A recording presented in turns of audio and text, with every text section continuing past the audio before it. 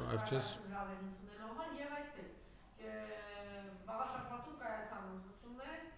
ըստ էության ընդդիմության համար այդքան էլ վատ արդյունք արձանագրված չէ 36%, դեռ ավելի հստակ կլինի ընդդիմությունը տարբեր ճակատներով գնաց ընտրության այսօր արդեն Նիկոլը հայտարարել է որ ինքը գնալու է եկեղեցու վրա եկեղեցու ուղղությամբ մենք տեսնում ենք մի քանի ձախողում այդ առումով իբրև շատ վաղուց էր հայտարարել բայց հստակ չէր իրա որ չգնաց այլ քայլեր սկսեց գտավ այսպես ասած ուրացող կահամաների ոնց որ թե դա էլ ավարտվեց որովհետև հիմա արդեն գնում է ուղղակի պատարագի է մասնակցում ասում է մեծ մարդկանցով կգնամ 200-300 հոգի են իրեն ուղեկցում ինքը կգնա եկեղեցու վրա թե եկեղեցին այն տեղն է որտեղ այլևս չկա մեծ այսպես կամ այնպես հարցեր շատ ավելի մեծ, շատ ավելի միավորված մեր ընդդիմությունը, մեր ժողովուրդը կգնա պաշտպանելու հայ առաքելական եկեղեցու ես այսպես բոլոր հարցերը տալիս եմ որ դուք ավելի ընթացքում ձեզ չխանգարեմ եւ արդյոք այն անձը որ հայրը Արցախյան պատերազմներ անցել Ալգիշվի Մեղագյանը ինչ եք կարծում այդպես էլ ինքն էլ կգնա եկեղեցու վրա թե չգնա թե ինչու ոչ մարդը եթե օգնում է իր մասնակցությամբ իր աջակիցներով որ Նիկոլի հետ միասին վերջին բանալին վերջին պատուի տտա որ բացի դռները Ալիևի համար ինչու ոչ գուցե կգնա ես այսպես տարօրինակվեցի որ ձեզ չխանգարեմ ընդհանրական Ես սկսեմ ամենավերջից երևի թե եւ նաեւ մեր համար ամենակարևոր թեմայից եկեղեցին ինչպես եւ մենք տեսեք ֆիքսեցինք Նիկոլ Փաշինյանը այսօրվա իր հայտարարությունները ինքը արեց զուտ իր խմբակի համար այսինքն ինքը արդեն այնքան խնդիր ունի որ եթե նախկինում ինքը դիմում էր միայն հբարտ քաղաքացիներին երբեմն նաեւ օրինակ դիմում էր առհասարակ ժողովրդին բայց ինքը այսօր ուղղակի դիմեց իր խմբակին որովհետեւ իր խմբակի մոտ ինքը ցույց տա որ իրենից դեռևս ինչ-որ բան ներկայացնում է իսկ արդյոք ինքը կօգտագործի այս առիթը եկեղեցու վրա կանալու իմ կարծիքով ոչ որովհետեւ մենք շատ հստակ տեսանք որ ինքը որևէ ռեսուրս չունի եկեղեցու վրա գնալու եթե ինչ որտեղ ծանոթ բարեկամ խնամիական կապեր ոստիկանություն եւ այլն մասնակցեցին ընտրություններին եւ փորձեցին ընտրություններին ապավել իրենց համար ավելի ցանկալի արդյունք միևնույն է իրենք դա չեն կարողանալու հաստատել եւ օգտագործել եկեղեցու դեմ մենք ես դեռևս Օհանավանկի այդ վերջին հայտարարությունից հետո ես պատարակ չասեմ որովհետեւ պատարակը ինքը շատ սուրբ բան է եւ չի կարելի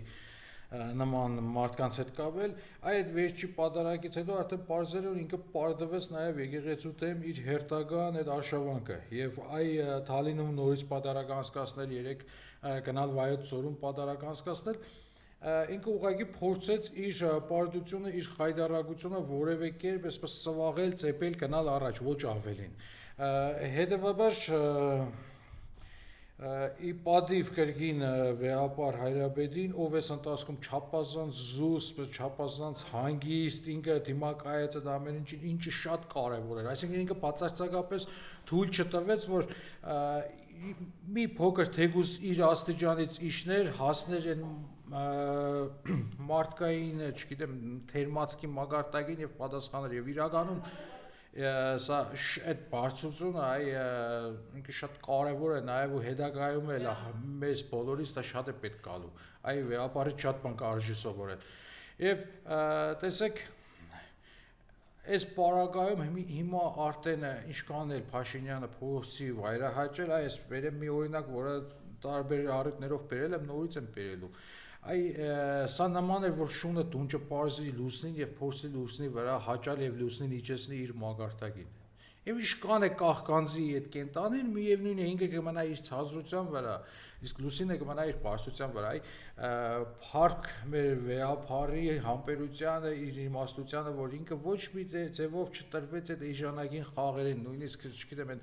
մենք տեսանք ինչ կարգի ստորություններ արեցին եւ այ հենց այդ աստվածային համբերության դեմ էլ Փաշինյանը պարտվելու եւ ես կարծում եմ որ այո մեր երկրում մեր պետությունը առհասարակ կկարողանա այս ճիվաղից ազատվել հենց եկեղեցու շնորհիվ Հիմա չգիտեմ եկեղեցին զուտ աղոթքներով կհասնի դրա, թե իր գուցե եւ կոճով ես չեմ կարող ասել, որովհետեւ ես որպես շարքային քրիստոնյա մարդ, ինչպես ասենք, հնարավորության դեպքում ամեն կիրակի գնում եմ պատարագի, նույն կերպ է գնալու եմ սատարելու վեհապարին եւ կարծում եմ, որ ոչ միայն ես, դա կլինեն 100,000-ավոր մարդիկ։ Միանշանակ դա իսկապես կարող է նաեւ հայկական նոր զարթոնքի, նոր վերածնունդի սկիզբ լինել։ Իսկ ինչ վերաբերվում է այ վաղաշաբաթի ընտրություններին, 6% կամությամբ քիչ առաջ էլ ասեցին, ընդդիմությունը այսքան ձայն հավաքել, եթե լինեն ավելի համախմբված, չէ, իդեպ իրենք հույս ունեն, որ իբր թե այսպես պարտվեցին, քիչ առաջ էլ ասեց, դրա մասին եմ ուզում խոսել, որ այստեղ է, որ բոլորը վստահաբար կմիանան, դա նշանակում է հանրապետական կուսակցություն, դա նշանակում է բոլորը իհարկե 100,000 մարդիկ, 100,000-ավորներ, այո։ Այսինքն մի քիչ շուտ չի ինքը ոգևորվել Ես ինչպես հենց սկզբից նշեցի, սա իր ներքին խմբակի արմար արված հայտարարություններ էր։ Այսինքն ինքը փորձեց իր այդ խմբակի մոտ, որտեղ ինքը արդեն չափազանց շատ վարկաբեկված է եւ այլևս չունի այն դուխով տաղու համբավը, ինչ համբավով, որ ինքը կարողացել էր բոլորին խաբել 18 թվականին, ինքը փորձեց ցույց տալ, որ դեռևս ինքի վիճակի զորու է ինչ-որ բաներ անելու եւ չի հրաժարվում եկեղեցու դեմ սանձազերծած պատերազմից։ Բայց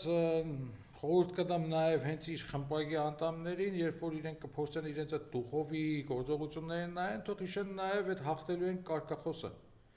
Երբ միջև վերջի պահը, միջև նոյեմբերի 9-ը բոլորին համոզում էին, որ հաղթելու են, բայց արդյունքում այդ նմանատիպ բան մենք ցավոք սրտի չտեսանք, մենք միայն տեսանք կորուստներ։ Այսինքն ինքը ընդամենը այսօր խնդիր ունի գոնե այդ փոքրաթիվ մարդկանց մոտ իր հեղինակությունն, այսպես ասած, պահելու։ Իսկ ինչ վերաբերում է այդ տեսակ թիմ ընտրություններին, իրոք ես համարում եմ, որ այդ ընտրություններին որևէ մեկն չի հաղթել։ Չէր է հաղթել, չէին է կարող հաղթել, իմաստ է չկար այստեղ հաղթելու, տեսեք։ Միտք ուզում եմ զարգացնել, կարևոր բան ասեցիք, որ ասում եք ինքը ԿՊ-ի համար, ինքը հասկանում է ԿՊ-ի, բայց փաստորեն Արգիշտի Մեխակյանն էլ հասկանում, ասեմ ինչու։ Ուրեմն քարոզ արշավի ընթացքում Նիկոլ անունը չկա, ԿՊ անունը չկա, պաստառների վրա էս մանր գրած որ չերևա։ Այսինքն ինքը գիտի, որ ինքը գնում է այլևս մերժված, դավաճանական, երկիր ծախող, մի հատ բորոտ ուժի եւ դրանից փախչում է ողջ ընթացքում խուսափել են։ Խնդրում եմ դրա մասին խոսեք եւ նաեւ առհասարակ Արգիշտի ինչ է Մեխակյան կերպարի եւ իրեն ձայն տվողների մասին։ Տեսեք, իրականում այսօր ես մի փոքր փորձեմ ավելի այլ կերպար դայտվել, ԿՊ անվանումը դարձել է այն ամենավատ բառերից մեկը մեր բառապաշարում եւ այսօր շատ-շատերն են փախչում հենց այդ անունից եւ այսօր ես ինքս ճանաչում եմ շատ շատերին, երբ որ ինչ որ մի պայի ասում ես, որ դու այս խմբակի անդամն ես, ինքը փորձում է համոզել, որ ոչ, ինքը ուղղակի ուզում է ինչ որ լավ բան անել պետության համար կամ եթե մի փոքր ավելի ազնվություն է մնացել մեջը, ընդամենը նշում են հետեւյալ վատ բառակապակցությունը, որ դե տուն ենք պահում, որը նորից շատ ընդունելի է, որովհետեւ մենք էլ ենք տուն պահում եւ տուն պահելու համար պետք է սկսել առաջինը սահմանից։ Տունը ինքն իրենով արդեն սահման է եւ եթե դու ուզում ես տուն ունենաս, դու առաջին հերթին երկրի սահման պետք է ունենաս եւ հնարավորինս դա պետք է ամուր սահման լինի։ Ինչ վերաբերվում է Մեխակյան Արգիշտին, անկեղծ ես իր համար ցավում եմ, որովհետեւ այս ընթացքում ես իշքան հետևեցի, ես հասկացա, որ այդ մարդու մեջ ոնց որ թե կար մի մեծ հագամարտություն։ Մի կողմում իր բարեկեցություններ, իր ամբիցիաներներ, իր չգիտեմ ինչներ, մյուս կողմից բոլոր դեպքերում ես նկատեցի, որ այդ մարդը նաև ինչ որտեղ կաշկանդվում էր իր հորից։ Հիմա հուսով եմ ինքը ինչ որ մի պայի իր հոր հիշատակի համար կկանի այնպիսի քայլեր, որով գուցե մենք մոռանանք նաև այս ընթացքը, որ ինքը համագործակցել է կամ աշխատել է չմարդկանց հետ։ Այսինքն բոլոր դեպքերում հնարավորություն տանք մարդիկ թող վերադառնան հետ։ Մենք լուրջ մարտահրավերների առաջ ենք կանգնել, նույնիսկ իշխանափոխությունից հետո մենք պետք է փորձենք դա հետ գնալ։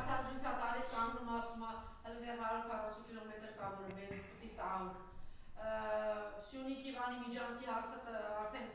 որոշված է։ Ալիևն ասում է Սևանն են վերցնում, Տիգրանաշևան տալիս են եւ ինչ որ մեկ է թիմի հետ գնում են ընտրության ինչ որ Մեխակյան, դուք մտածում եք որ ավարտված սրիկան դեռ տեղ ունի վերադարձի։ Բոլոր դեպքերում 21 թվականից հետո որ Նիկոլի կողմը դեռ տեղ ունի վերադարձի։ Տեսեք, դուք շատ կարևոր դիտարկում եք անում։ Ես հիմնականում ձեր հետ համաձայն եմ, բայց բոլոր դեպքերում կարծում եմ նաև կարելի է որոշ մարդկանց, շատ քիչ մարդկանց կարելի է շանս տալ թեկուզ զուտ իրենց ծնողների աբրածի վաստակի համար։ Զուտ այդքանով։ Իսկ ինչ վերաբերում է առհասարակ ընտրություններին, ես ուզում եմ այստեղ մեկ այլ բան ասել։ Ընտրությունները, ցանկացած ընտրություն, առավել եւս նման իրավիճակում ինքը մաքսիմում կարող է լինել զորավարժանք։ Այսինքն Նիկոլ Փաշինյանի հետ իր օրակարգով, իր պայմաններում գնալ ընտրությունները արդեն իսկ պարզ էր, որ արդյունքը չէր կարող լինել դրական, հաղթական, քանի որ Հայաստանը պետությունը չի, որ այստեղ ընտրություններով ինչ-որ բան փոխվի։ Եթե նույնիսկ ընտրություններով ինչ-որ բան է փոխվում, մենք դեռևս 21 թվականից Վանաձորում Մամիկոն Ասլանյանի օրինակով արդեն գիտենք ինչ է լինում այն մարդկանց հետ, ովքեր որ ընտրություններին կարողանում են հաղթել։ Ուղղակի ես այստեղ ուզում եմ քաջալերել բոլոր նրանց, ովքեր մտան այդ պայքարի մեջ, ովքեր ունեցան որոշակի հաջողություններ եւ ովքեր ավելի լավ փորձ ձեռք բերեցին հաջորդ պայքարների դրսևորման համար։ Բայց նաեւ սա հերթական ցուցիչներ, հերթական ահազանգներ են մասին, որ Նիկոլ Փաշինյանի հետ չի կարելի գնալ ընտրությունների։ Որովհետև ցանկացած ընտրություն ինքը նաև համագործակցություն է եւ անկախ նրանից թե դու իշքան ես քննադատում տվյալ կառավարչին, օրվա կառավարչին, միևնույն է դու ոնց որ համագործակցության ինչ-որ կանոններ ես ընդունում նրանից եւ սա նաև էներգիայի զուր ծախսում է եւ կարծում եմ, որ մենք առաջիկայում պետք է աշխատենք հնարավորինս մեր էներգիան խնայել։ Որովհետև տեսեք, մենք ունենք առհասարակ աշխարհում բոլոր պետությունները իրենք ունեն ընդդիմադիրներն ունեն սահմանափակ ռեսուրս։ Եթե փորձենք մի քիչ այլ կերպ ներկայացնել, ունենք սահմանափակ փամփուշտներ։ Ի տարբերություն իշխանության մենք ունենք սահմանափակ փամփուշտներ եւ մեր փամփուշտները պետք է օգտագործենք ճիշտ պահին։ Այսինքն մենք օրինակ վերջի տարիներին հենց մեր սխալներից մեկն էլ նա էր, որ մենք մեր փամփուշտները հաջող հենց օդում պարբեցինք։ Եվ արդյունքում իշխանությունը որպես նենք խորամանկ, այսպես թուրքական մշակույթի, թուրքական արժե համակարգի կրողները լինելով իրենք կարողացան նաև ինչ-որտեղ այդ մեծահոգությունից էլ օգտվել։ Որտեւ շատ հաճախ չէ դու երբ որ չես ուզում դիմացինին սպանել, ուղղակի օդ ես կրակում, որպեսզի իրենք դրանից ավելի այսպես զգաստանան։ Բայց այս դեպքում տեսեք Փաշինյանը ինքը այն հին թուրքական ասացվածքի կրողն է, որ ասում են գածս ոտները լիզի, բարձրացած գլուխը չարդիր։ Եվ ինքը գիտի եւ ընկնել, եւ լիզել, եւ բարձրանալ։ Ուղղակի ցավոք սերտի իր բարձրանալը ավելի մեծ վնասներ է պատճառում մեր երկրին, քան նույնիսկ այդ ընկած սողացող վիճակը։ Հետևաբար կոչս առհասարակ քաղաքական դաշտին այն է, որ տղեր բոլորս էլ այս պահին պարտված ենք։ Կարևոր չի, որ ես վաղ շաբաթ ընտրություններին չեմ մասնակցել, ես էլ եմ պարտված։ Եվ եկեք զուտ մեր այսպես ասած հավակնություններից ելնելով չտանենք բոլորին պարտության։ Այլ ընդհակառակը մեր յուրաքանչյուր փամփուշտը հնարավորինս փայփայենք եւ կրագենք միայն այն ժամանակ փոխաբերական, հուսով եմ քննիչները չեն գա հետևիցս, կրագենք այն պահին, երբ որ ամենամեծ հավանականությունն է, որ մենք կարողանանք դրանով խոցել այն թշնամուն, ով այսօր մեր պետությունը տանում է լիակատար կործանման, հավիրման։ Ունեք ասելու այն քրբականներին, որ երեք տոնում էին իրենց արևին իրենց հաղթանակ, ովքեր բացեցին այս դուրը դեպի մայր տաճար Թուրքիայի ադրբեջանցիների առջև, քիշեք, որ այս իրենց հոգևոր առաջնորդի հանձնարարությունն է Ադրբեջանի, որ պիտի գնանք հայ-առաքելական եկեղեցու վրա։ Դուք կարծում եք, ասենք, այդ Արգիշտի Մեխակյանն ու այդ իրան ընտրողները գիտակցումը չունեն, որ իրանք կոնկրետ թրքահպատակ են եւ Թուրքիա առջև բացել են եւ ավիրում են, փորձելու են ուժ տալ ադրբեջանցուն, որ գա ռումբ տնի մայր տաճարի տակ, չեն հասկանում, որ վաղը դա նշանակում է այս դուրը բացել, որ կան իրանց երեխաներին, ասենք, տեղում, չգիտեմ, գնդակահարեք, չեն գիտակցում դա դուք բացարձակ հետաքրքիր չէ թե իրանք այլևս ինչ են կարծում։ Տեսեք, ես Մեխակյանի մասով մի փոքր իմ կարծիքը ավելի այսպես մեղմ ուղեցի զուտ պայմանավորված իր հոր այն մեծ վաստակով, որը ինքը թողել էր։ Ասենք մահացած լիներ պատերազմի ժամանակ Սասուն Միքայելյանը։ Հիմա պետք է ասենք հերոսի տղա է, բայց չգիտենք, չէ՞ որ 20 տարի հետո ինչա դառնալու եւ կանգնելու։ Բոլոր դեպքերում մենք մարդկանց գնահատում ենք այդ բանը, չէ՞, մենք նաեւ դուք շատ ճիշտ բան եք ասում, օրինակ Մխիթարյան միաբանությունում շատ կարևոր ավանդույթ կա, երբ որ որևէ մեկը մահանում է, կներեք Սամվել Բաբայանը որ մահացածն էր, պետք է ասենք հերոսի բանը, որտեղ բայց չգիտեք, չէ՞ Սամվել Բաբայանը 30 տարի հետո ինչ են կարող անել։ Դե եթե իրենց բախտը բերեր, գուցե այդ պահին կմահանային եւ այդ 30 տարին չէին ապրի, հիմա իրենց բախտը չի բերել, դա արդեն իրենց գործն է։ Այ վերադառնալով ձեր այդ հարցին, թե ինչ մտածենք մենք այդ ԿՊԿ-ին ինչ խորհուրդ տանք այդ ԿՊԿ-ն են բացարձակապես ոչինչ։ Անկեղծ ասեմ, Երևանը ուղղակի խրախճանք էր։ Ուղղակի խրախճանք, այսինքն սա, չգիտեք, չստացված, պարտված կամ մեր բառարանում չկա դրա փոխարինող բառը, աբիժդիկ մարդկանց դրսևորում էր։ Եվ առհասարակ վերջի 8 տարին մենք յուրաքանչյուր նման իրավիճակներում տեսնում ենք այդ չստացված մարդկանց խրախճանքը։ Եվ իրականում ես այստեղ խղճում եմ, յուրաքանչյուրին էլ խղճում եմ։ Ինչ վերաբերվում է թուրքի կալուն, այդ ես այսպես իմ ամբողջ էությամբ ես թշնամի եմ համարում այդ ժողովրդին, բայց այդ ժողովուրդը ունի մի հատ շատ կարևոր լավ առանձնահատկություն։ Ինքը առաջինը մշտապես ջարդում այդ ուրացողների, դավաճանների գլուխները։ Հետևաբար, որ ասում եմ դեռևս կարող եք ինչ որտեղ կանգնել, սա չի նշանակում ներելու մասին։ Գիտեք, ես որպես ավելի ուշ ծնված մարդ, որը խորհրդային տարիներին գրեթե չի ապրել, հետևաբար նաև առանձնապես այսպես մեծ ագնացանք չունեմ այդ պետության նկատմամբ, բայց օրինակ խորհրդային միությունում կար մի շատ լավ կանոն, որը մեծ հայրենական պատերազմի ժամանակ արդակարգ աշխատեց։ Այդ շտրաֆ պատերում իրենք ինչ էին ասում։ Ասում էին դու դավաճանել ես կամ դու ուրացել ես, ուրեմն դու ունես երկու տարբերակ, կամ կնդրակարում ենք քեզ կամ գնում ես դու շտրաֆ պատ։ Եվ այնտեղ դու քո մեղքերը պետք է հավես այրունով, ցանկալի է թշնամու այրունով, բայց միևնույն է, մեղքդ պետք է լվացվի այրունով։ Եվ սա իսկապես գուցե մի քիչ դաժան հնչի շատերի համար ընդունելի չլինի, բայց ինքը իրականում ոսկե կանոն է։ Որովհետև եթե դու հայրենիքի նկատմամբ դավաճանություն ես իրականացրել, եթե դու հայրենիքի քո կրոնի հանդեպ ուրացում ես իրականացրել, դու տարբերակ չունես, դու պետք է այդ մեղքերդ կարողանաս լվանալ։ Այստեղ խնդիրը դրանում է, որ հա, կենցաղային հարցերում մենք կարող ենք շատերս մեկս մյուսից ներել, կարող ենք շատերս մեկս մյուսից հնարավորություն տալ, բայց երբ որ խոսքը վերաբերվում է այնպիսի սրբությունների մասին, ինչպիսին հայրենիքն է, եկեղեցին է, այստեղ ընդամենը մեկ տարբերակ կա։ Յուրաքանչյուր սխալված ինքը պետք է հնարավորինս բարձր գնով նորից գնի իր ազնվությունը, իր հայրենասիրությունը։ Հետևաբար սա է իրենց ասում։ Այլևս այս իշխանությունը հանձնել է եւ հանձնում է հայրենիքը, այսինքն պարզ է, չէ՞։ Արիգիշտի Մեխակյանին ձայն տվողը գիտի, որ իր տունը արդեն հանձնած է։ Պայմանավորված է, որ տալիս է ադրբեջանցությունը, տալիս է Ալիևին։ Ալիևը